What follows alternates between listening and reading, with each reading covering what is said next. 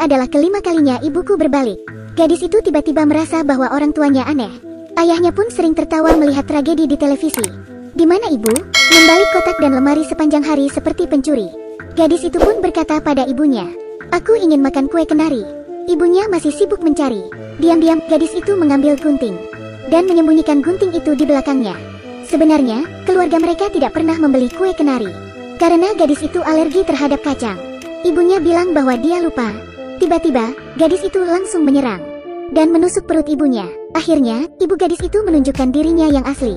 Dia mencekik leher gadis itu dengan marah. Gadis itu pun menendangnya, lalu masuk ke bawah meja. Wanita itu merangkak masuk. Gadis itu bergegas ke lantai atas dan masuk ke kamarnya, lalu mendorong lemari kecil untuk memblokir pintu. Pria yang berpura-pura sebagai ayahnya mulai mengetuk pintu dengan buas. Pintunya pun mulai rusak. Yang kau lihat ini adalah cakar. Kemarin adalah hari ulang tahun gadis kecil itu. Keluarga itu sedang dalam perjalanan pulang ke rumah untuk merayakan ulang tahun putri mereka. Tapi tiba-tiba langit mulai redup dan mulai muncul kabut. Semua lampu jalan tiba-tiba padam. Tepat ketika orang tuanya kebingungan, tampaknya ada kekuatan yang mengerikan dalam kegelapan. Mobil mereka tiba-tiba terbalik dan melaju puluhan meter sepanjang jalan.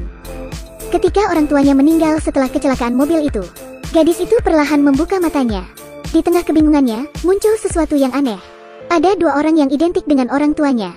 Kembali ke waktu sekarang, gadis itu menutup mata dengan kedua tangannya. Mereka mungkin bisa masuk kapan saja. Tapi setelah agak lama, suara ribut dari luar hilang. Seorang pria tak dikenal muncul di depannya. Matanya kuning kemerah-merahan. Ingatan gadis itu tetap berada di lokasi kecelakaan mobil. Tapi yang aneh adalah gadis itu satu-satunya yang berada di lokasi kecelakaan. Orang tuanya menghilang. Ternyata pria itu adalah Li Yeon. Ia adalah rubah berekor 9 yang telah hidup selama ribuan tahun. Ia juga merupakan dewa penjaga gunung. Ini adalah hari saat Li Yeon bertemu dengan Nam Ji-ah kecil. Sejauh ini, Nam Ji-ah bisa datang ke tempat Li Yeon setiap saat tanpa tersesat dan memberi Li Yeon sebuah payung merah. Kemudian, mereka berdua jatuh cinta. Tepat ketika mereka akan menikah, Nam Ji-ah terbunuh. Li Yeon sangat sedih dan marah. Ketika Nam Ji-ah hendak dibawa ke akhirat, Li Yeon membekukan air sungai dan memohon untuk membiarkannya mengucapkan selamat tinggal pada Nam Ji-ah. Li Yeon memberi manik rubahnya pada Nam Ji-ah. Ratusan tahun kemudian, Li Yeon mencari reinkarnasi dari Nam Ji-ah sambil menghukum rubah sejenisnya yang telah memakan banyak hati manusia. Sekarang masuk ke abad 21. Cuaca di luar sedang cerah, tapi tiba-tiba turun hujan. Li Yeon menghadiri acara pernikahan. Sebagai kenalan pengantin wanita, "Kau belum memberiku undangan," kata Li Yeon. Pengantin wanita pun panik. Ia memohon pada Li Yeon dan berkata bahwa ia ingin memiliki pernikahan yang sempurna. Tapi setelah pernikahan, pengantin wanita malah menyerang Li Yeon. Bagaimanapun juga, ia bukan tandingan dewa gunung berusia ribuan tahun. Li Yeon memukul wanita itu dengan payungnya, hingga wanita itu berubah menjadi abu.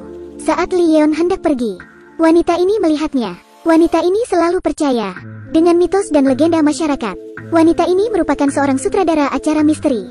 Sementara itu, wanita ini menemukan bulu rubah di gaun pengantin. Wanita ini adalah Nam Ji-ah. Nam Ji-ah yakin ada sesuatu di balik bulu rubah itu. Jadi, ia mulai menyelidiki misteri hilangnya pengantin wanita. Kali ini, seorang pria bernama Lirang datang untuk melaporkan sebuah petunjuk. Pria itu berkata bahwa ia melihat seorang pembunuh di Yogoge. Sebenarnya, pria ini bukan manusia, tapi siluman rubah. Malamnya, Nam Ji-ah pergi ke Yogoge sendirian. Tiba-tiba, seorang lelaki tua yang sedang mabuk jatuh ke tanah. Nam Ji-ah buru-buru menolongnya, tapi lelaki tua itu menahan Nam Ji-ah. Akhirnya, Nam Ji-ah menggendong lelaki tua itu. Namun, Nam Ji-ah merasa bahwa lelaki tua itu tidak bernapas. Dan tubuh lelaki tua itu juga semakin berat. Setelah tiba di tempat tujuan, lelaki tua itu berkata, "Jangan pikir aku akan berterima kasih padamu, karena aku telah membalasmu." Sementara itu, bas yang melaju ke Yogoge terbalik. Sedangkan Ji-ah, saat berbalik, lelaki tua itu telah menghilang begitu saja. Supir taksi mengatakan bahwa ia hanya melihat Nam Ji-ah seorang diri. Hanya ada satu hal yang tidak jauh dari situ, patung kayu dan sebotol minuman. Patung itu juga memiliki bekas luka di matanya. Tampaknya lelaki tua itu berubah menjadi patung. Sementara itu, lokasi kecelakaan bas adalah lokasi Nam Ji-ah mengalami kecelakaan dulu. Nam Ji-ah adalah satu-satunya yang selamat dari kecelakaan mobil itu. Kali ini, Ji-ah bertanya kepada gadis korban kecelakaan bas tentang hal yang diingatnya. Kemudian menunjukkan sebuah foto. Gadis itu ketakutan, sangat takut. Dia mengatakan bahwa pria itu akan membunuhnya. Ji-ah pun memutuskan untuk membawa pulang gadis itu sementara. Ketika hendak keluar dari rumah sakit, Ji-ah bertemu dengan Leon yang membawa payung merahnya. Ji-ah mengambil kesempatan untuk mentraktirnya secangkir kopi. Kemudian bertanya langsung apakah dia datang untuk membunuh seseorang. Sebenarnya, ada seseorang yang sangat ingin kubunuh.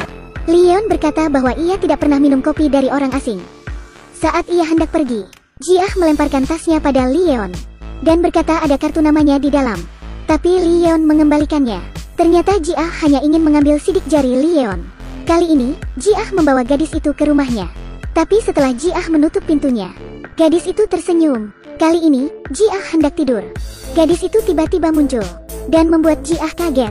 Ternyata, gadis itu mau menceritakan apa yang terjadi. Setelah bus melaju ke terowongan, seorang pria dengan payung merah tiba-tiba muncul. Semakin gadis itu bicara, semakin ia takut. Ji-ah tiba-tiba mendekati gadis itu. Dengan sengaja, Ji-ah menjatuhkan gelas. Kemudian, diam-diam mengambil sepotong kaca dan meletakkannya di leher gadis itu. Ia menyadari gadis itu bukan orang biasa, karena gadis itu tidak terluka. Padahal bas itu terbalik. Kali ini, gadis itu tidak ingin berpura-pura lagi. Ternyata, ia adalah pria yang memberikan petunjuk tadi, Lirang. Ini merupakan jebakannya. Ji-ah menusukkan gelas ke bahu Lirang dengan ketakutan. Tapi itu tidak melukainya. Lalu, keadaan mulai berbalik. Karena Leon juga ada di sini. Ternyata, Ji-ah sudah curiga bahwa gadis itu tidak normal. Jadi, sebelum membawanya pulang, Ji-ah meninggalkan catatan kecil di rumah sakit. Ia menggunakan dirinya sebagai umpan untuk memancing Leon. Kedua siluman rubah itu bertarung dengan cepat.